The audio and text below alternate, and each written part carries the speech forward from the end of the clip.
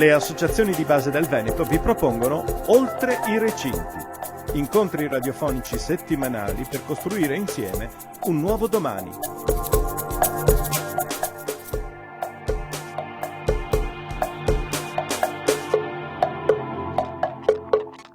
Informazione per realizzare maggiore trasparenza nel rapporto cittadini-istituzioni. Cristiano Gasparetto, Italia Nostra. Io sono convinto che, così come i movimenti, anche le istituzioni hanno una loro importanza.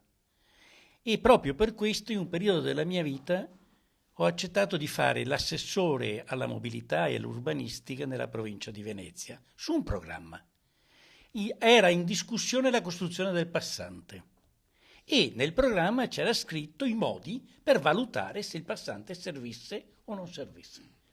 Ho fatto tutto perché questa analisi fosse fatta ed è venuto fuori chiaramente che il passante non avrebbe risolto nessun problema della mobilità, l'avrebbe aggravata e avrebbe distrutto territori preziosissimi.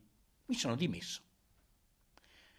Io non voglio fare l'eroe, ma io credo di essere stato negli ultimi 10-15 anni forse l'unico che è sceso perché ritiene che si può fare politica anche fuori.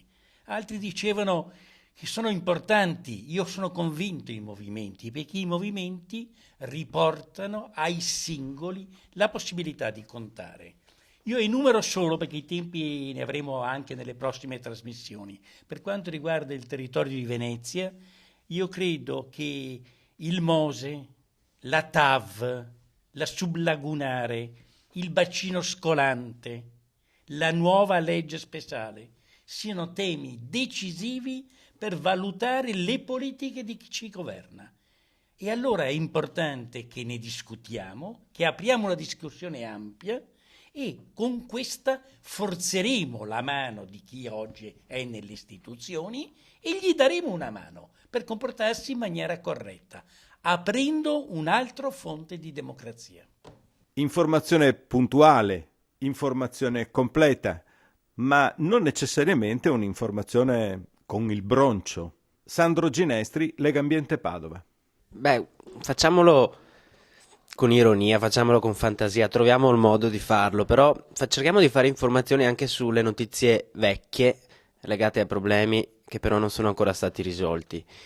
Una leggerezza infatti dell'informazione, dicevo prima, può essere la mancanza di criticità, per cui un giorno ti dicono che il cemento crea gli allagamenti, 20 giorni dopo il cemento risolve gli allagamenti e non ti vanno ad indagare su chi sta dicendo le balle.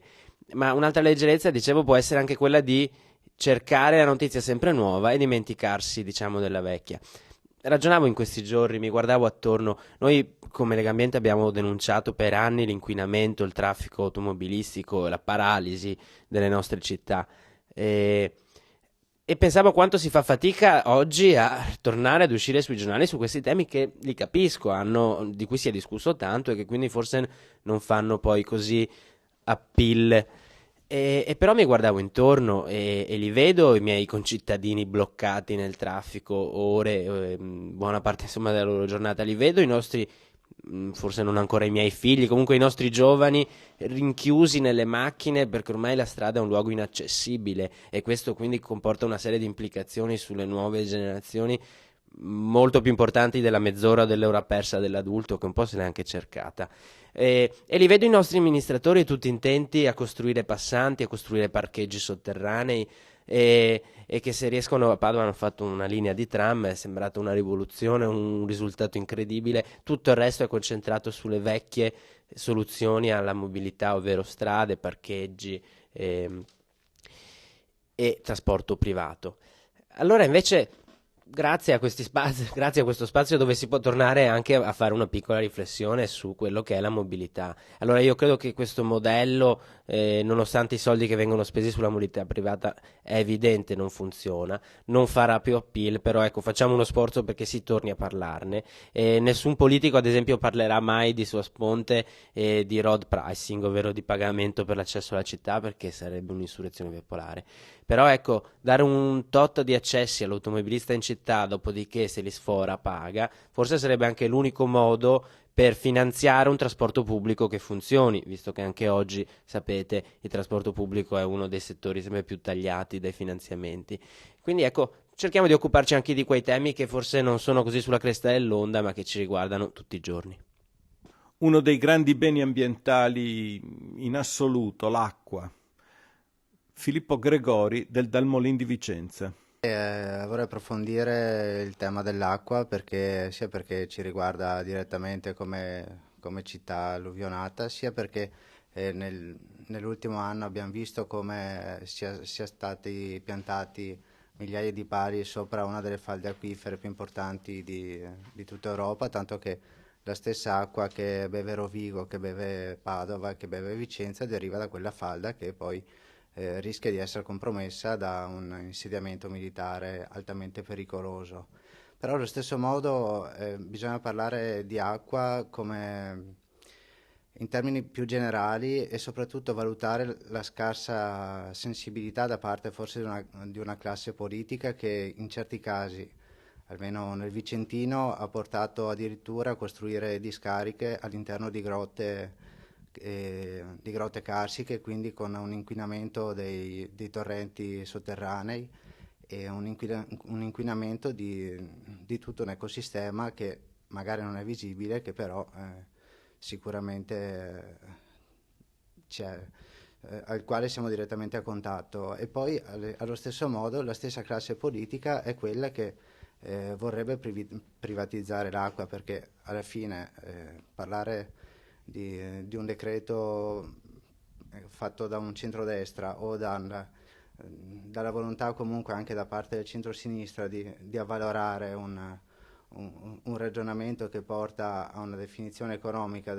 dell'acqua, credo che sia assolutamente vergognoso e poco rappresentativo di chi in realtà vive il territorio e cerca di sopravvivere alle situazioni di difficoltà. Conoscere la propria realtà, conoscere i numeri, diffondere i saperi. Massimo Marco Rossi.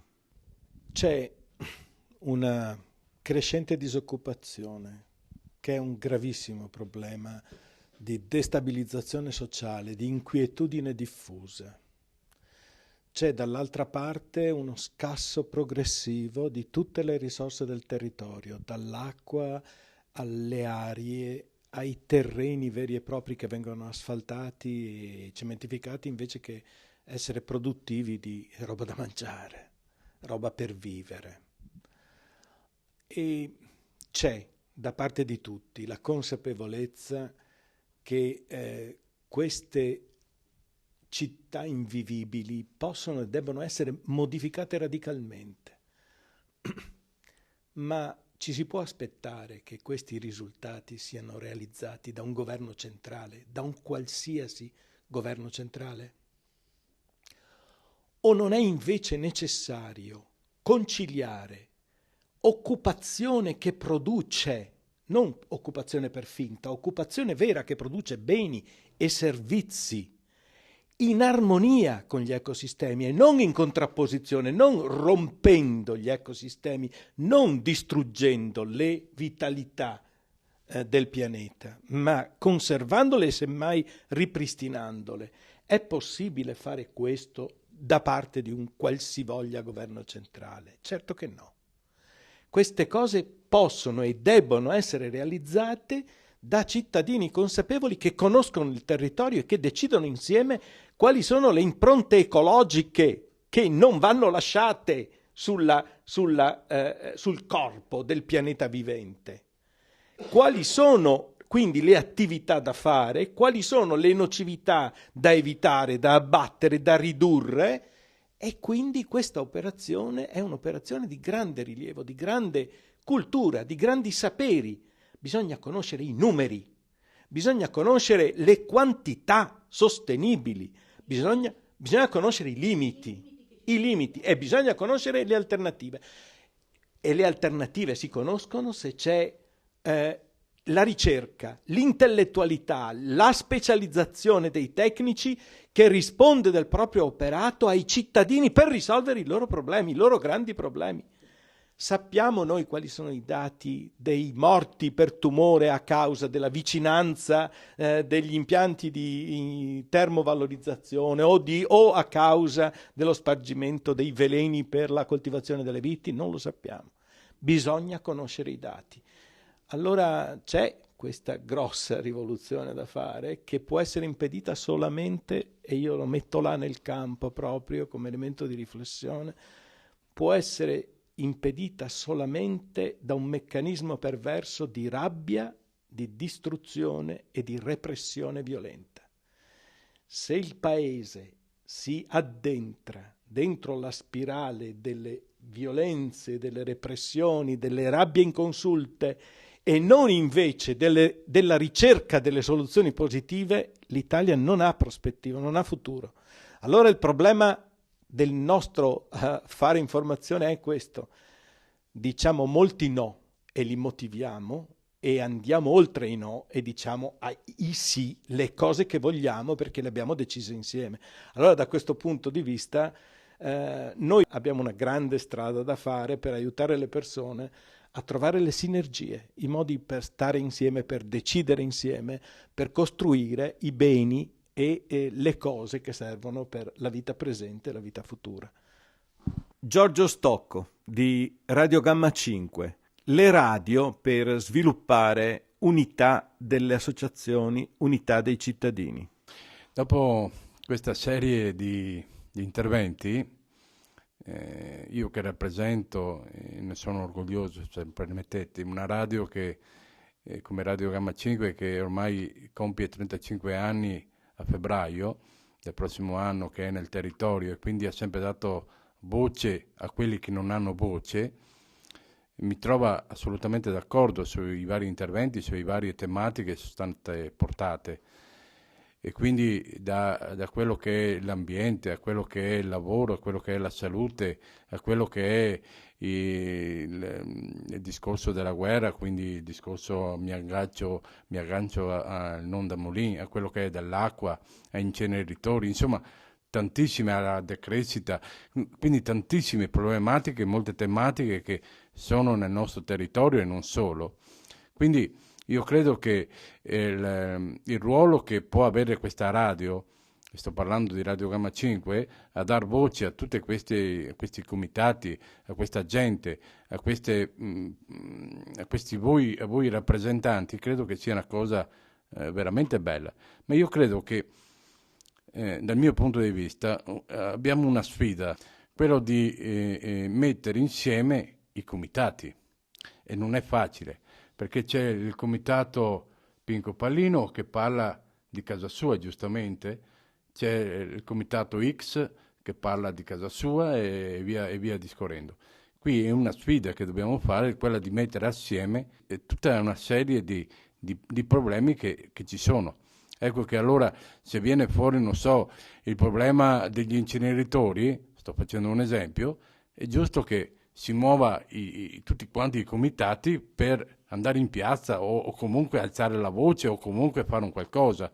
Se viene fuori il discorso non da Molin, idem con patatine, questa è la nostra sfida, perché altrimenti lasciamo per categorie la cosa che si risolve là così.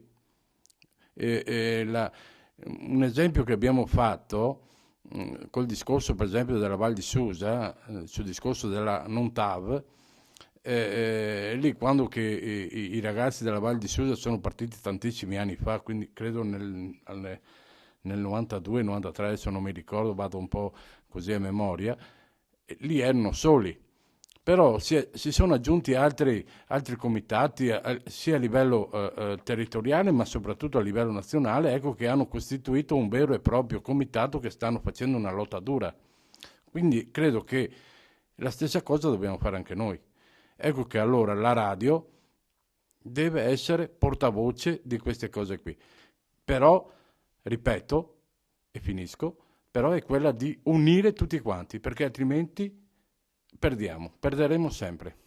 Enormi flussi di denaro pubblico. Per quali operazioni? Perché i cittadini capiscano o perché i cittadini obbediscano? Michele Boato. Dicono che non ci sono i soldi per i precari, che non ci sono i soldi per la ricerca e poi stanziano 80 milioni di euro, cioè 160 miliardi di vecchie lire, al consorzio Venezia Nuova per la propaganda sul Mose, per fare informazione, cioè per entrare nelle nostre teste e per magari creare il consenso con la stampa, con le televisioni, con tutto quello che è possibile. Veramente siamo tornati a un regime, cioè sembra il ministero, il Mincul Pop di tipo fascista. In questo momento dobbiamo far passare l'informazione orizzontalmente, fuori da questi canali che sono dei canali veramente comprati e venduti.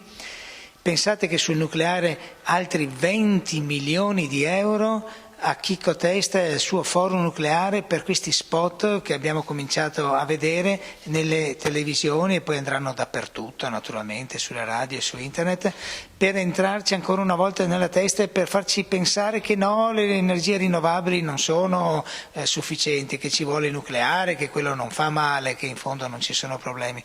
Ecco, io credo che dobbiamo veramente dare una svolta all'informazione e con le radio intanto, e poi arriveremo anche con altri mezzi, possiamo farcela. Ecco concluso allora anche questo ciclo di Oltre i Recinti che si ripromette di essere di nuovo in onda, migliorato, potenziato e molto più autocostruito dalle singole associazioni a partire dall'ultima settimana di gennaio o dalla prima di febbraio del 2011. A risentirci e arrivederci.